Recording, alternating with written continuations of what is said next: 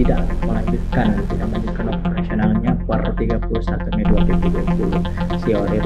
Jadi memang hanya ada dua pilihan lah.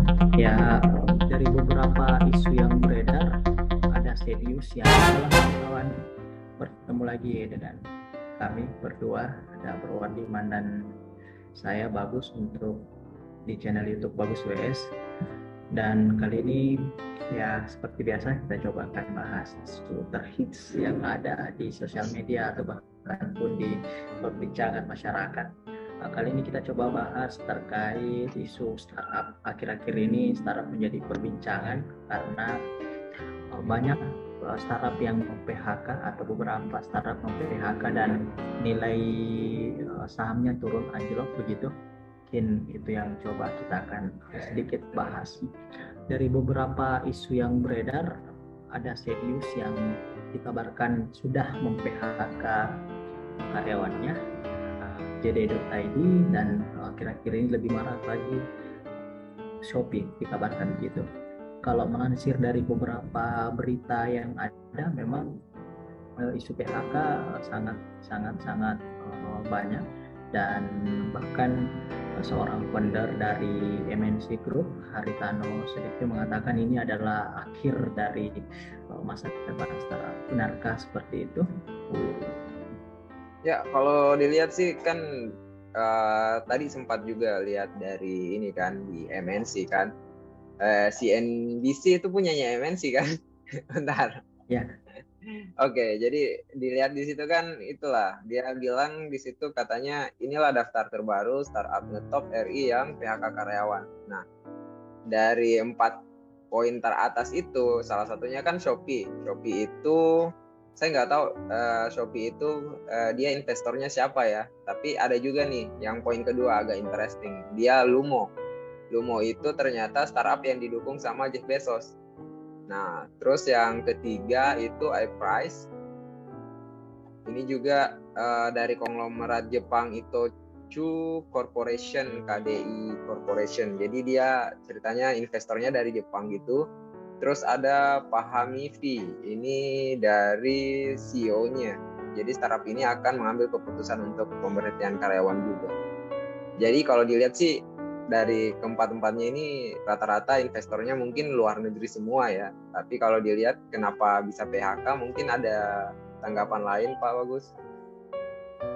Mungkin sih bro, kalau melihat dari perkembangan bahkan kan kalau kita lebih awal ya, startup itu perusahaan rintisan yang identik dengan teknologi yang dipahami oleh mungkin kebanyakan seperti saya, orang awam melihat seperti itu.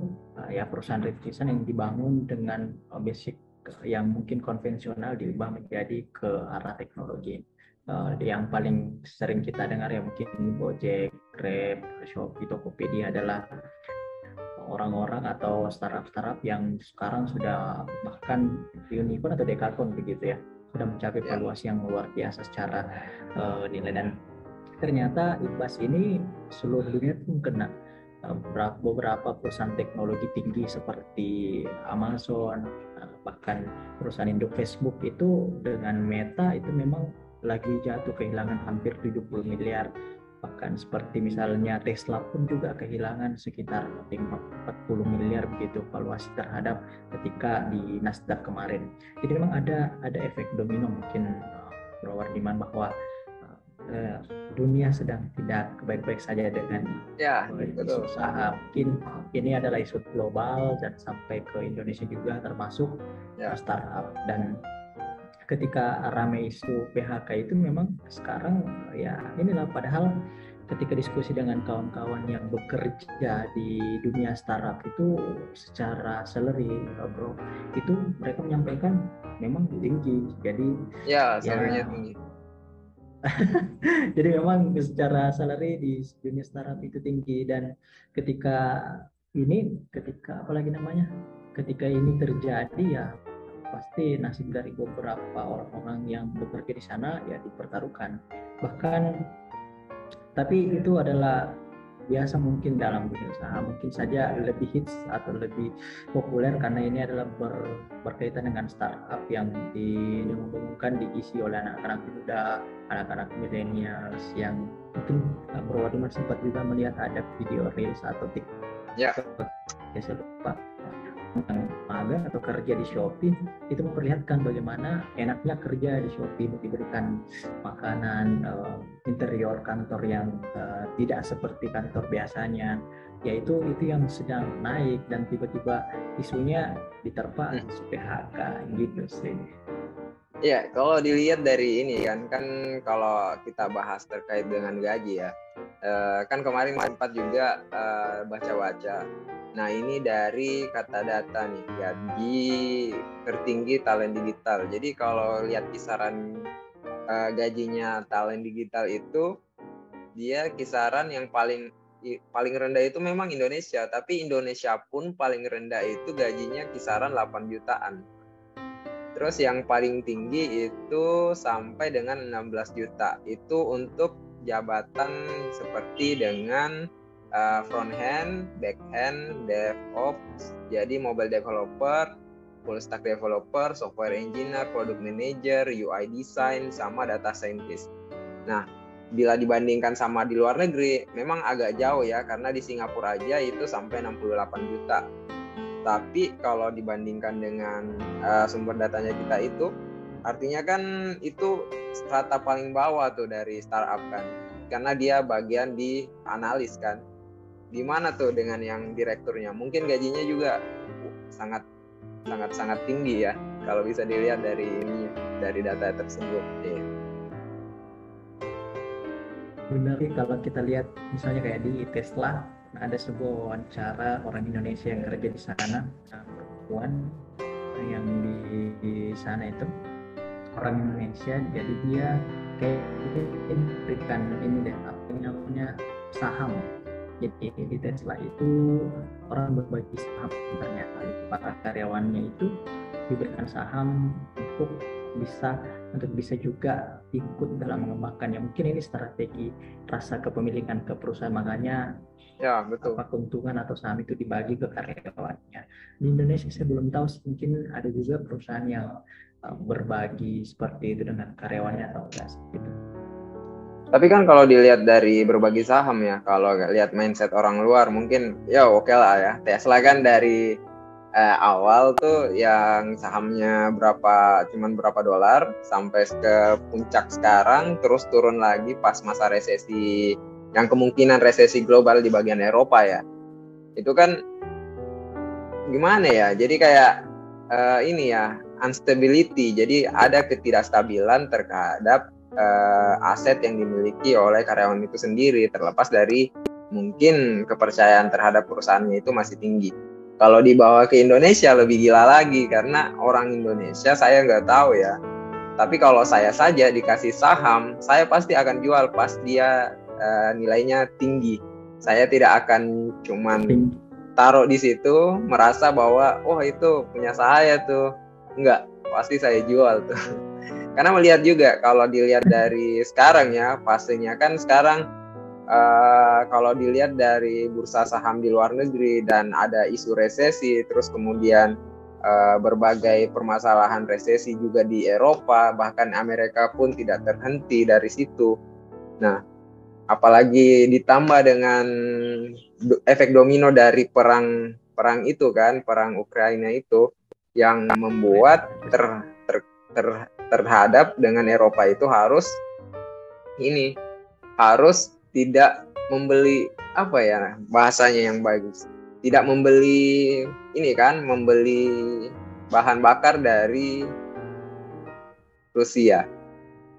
Iya, jadi awalnya dari situ ditambah dengan Cina pun kemarin yang pasca COVID, sekarang masih masa pemulihan untuk bagian ekonominya.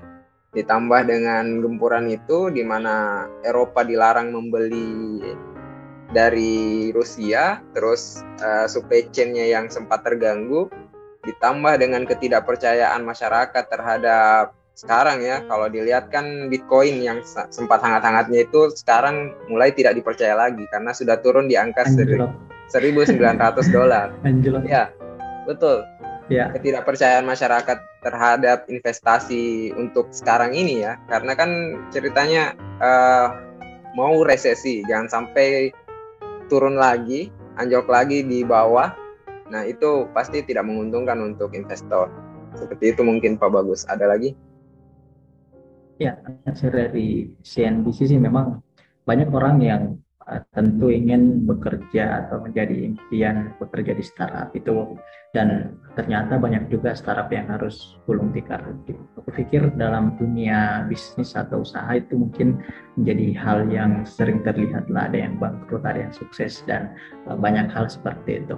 Di startup Amerika hingga Indonesia marak melakukan pemutusan hubungan kerja PHK, sebelumnya ada beberapa, dan ini di Indonesia sendiri startup menurut juru bicara Kementerian Komunikasi dan Informatika Dedy Permadi banyak yang mengalami kegagalan akibat faktor manajerial lah, seperti kurangnya pengalaman dan visi dan jelas dari founder. Dan lebih lanjut, selain itu menurut laporan dari CB Insight, dua alasan utama startup mengalami kegagalan adalah karena kehabisan dana atau ran out of cash dan tidak adanya kebutuhan pasar, market need, berarti demand and supply mungkin lagi tidak ada gitu.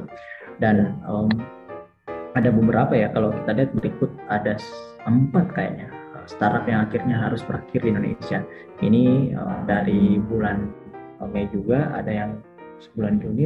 Airi Rooms, kalau kita lihat salah satu yang tidak melanjutkan operasionalnya per 31 Mei 2020. CEO Airi Rooms Indonesia, Luis Alfonso, mengatakan penghentian semua kegiatan operasional Airi dilakukan dengan mempertimbangkan banyak hal termasuk kondisi pasar, dan faktor utamanya juga adalah COVID-19. Kedua itu adalah Stoko. Ya, masih ada 2020 startup yang menjual sembako secara online untuk bisnis kuliner melalui aplikasi Stoko. Resmi menutup layanannya adalah startup yang menjalankan usaha dengan konsep B2B, bisnis to bisnis. Startup ini memasuk bahan makanan dan akhirnya sudah tutup, dan padahal 250 orang telah dipekerjakan Stoko sejak pertama kali didirikan dan akhirnya harus berakhir. Padahal beberapa investor telah memberikan pendanaan pada perusahaan termasuk Alpha JWC Ventures, Mitra SL, Insignia Ventures Partners. Terus yang ketiga itu adalah Kelapa itu tutupnya startup ini terkait pandemi. Platform jualan online khususnya kerajinan tangan Asia resmi menghentikan layanannya. Ini sudah lama setahu, malah awal-awal COVID 2019 setelah 4 tahun beroperasi akhirnya tutup. Dan hampir 4 tahun yang lalu Kelapa dengan misi memberdayakan perajin lokal, banyak pasang surut yang dialami, akhirnya resmi merilis pernyataan untuk tutup. Keempat itu ada Sorable, startup e-commerce fashion. Sorable telah menghentikan operasionalnya efektif 30 Juli di tahun lalu, dan perusahaan ini telah melakukan usaha terbaik untuk menyelamatkan perusahaan, namun dengan berat dia harus berhenti. Oleh karena itu proses likuidasi yang ditempuh, hubungan kerja harus berakhir ya. Sebenarnya sih agak sedih juga lah, dalam artian saya orang yang pernah juga melihat, wah ini startup keren-keren lah ya, dengan dunia teknologi ya. Kalau misalnya kita anak IT bisa remote kerja dari mana saja, kita kan waktu kan remote work itu menjadi primadona juga gitu. Bahkan ada teman saya yang satu kantornya di Jakarta, terus dia pulang kampung ke daerahnya di Sulawesi gitu. Nah 1 bulan 2 bulan dia tetap kerja di remote aja gitu. Jadi ini adalah tren waktu itu, memang bagaimana sebuah startup menjadi impian bagi anak-anak muda yang mungkin menginginkan kerja dari mana saja dengan pendukung infrastruktur teknologi yang ada begitu sebenarnya. Tapi ada yang interesting sih dari kegiatan ini kan, dari hasil dari impact dari startup yang PHK karyawan ya, karena pada akhirnya contohnya itu adalah karyawan ini kan dulu kalau dilihat ya ekosistem karyawannya sendiri itu kalau kita di bidang IT itu bakalan demand-nya banyak tuh. Jadi kita keluar resign dari pekerjaan sebelumnya langsung terserap semua kan, apalagi yang punya keahlian. terus dikasih gaji tinggi pula. Nah, sekarang dengan banyaknya PHK ini, itu pasti kebanyakan karyawan-karyawan ini akan tidak terserap. Jadinya demand-nya berkurang, dan kemungkinan pun penawaran dari perusahaan-perusahaan ini akan lebih rendah. Karena ceritanya kan pasarnya banyak, pilihannya banyak. Jadi karyawannya banyak, yang mau dipilih cuma satu. Jadi ya gajinya bisa dikasih rendah, terus orangnya pun bisa lebih selektif. Ini akan membuat lebih terkonsolidasi sih terkait dengan mutu dan kualitas dari karyawan itu sendiri. Tapi kalau interesting juga yang terkait dengan ekosistem, kan selalu diagung-agungkan tuh kalau startup itu membangun ekosistem dulu. Jadi dibangun ekosistem dulu, nggak apa-apa bakar uang, nanti setelah ekosistemnya jadi, nah baru kita ambil keuntungan kan, kayak gitu kan seharusnya kan. Tapi melihat dari konsepnya sekarang, terlepas dari mungkin keterbatasan dana yang membuat proses ini terhenti, tapi kita bisa lihat bahwa membangun ekosistem itu tidak semudah yang kita pikirkan. Bahkan ratusan miliar pun itu bukan uang yang banyak untuk bisa membangun ekosistem yang tepat. Ya, pertanyaannya bro, apakah ini adalah akhir dari startup? Ya tentu bisa ya, bisa tidak. Tapi ya itulah tadi, ya segala sesuatu yang terjadi pasti punya dua. Dan startup ini kan memang adalah perusahaan yang dibangun dengan mengandalkan funding atau pendanaan. Beberapa yang mungkin seperti startup pendidikan seperti Senius yang mungkin melakukan PHK 200 pegawai pada Mei lalu itu 2022, mungkin ada juga PHK serupa juga dilakukan oleh Tanihub dan Aja, Uang Teman dan Febrilio dikabarkan mengalami kesulitan dalam membayar karyawannya. Iya, pasti ada juga startup yang sedang mendapatkan pendanaan gitu. Mungkin ada seri B, kan saya juga paham sekali mereka sering mendapatkan pendanaan seri B, seri C gitu. Jadi itu tergantung ininya.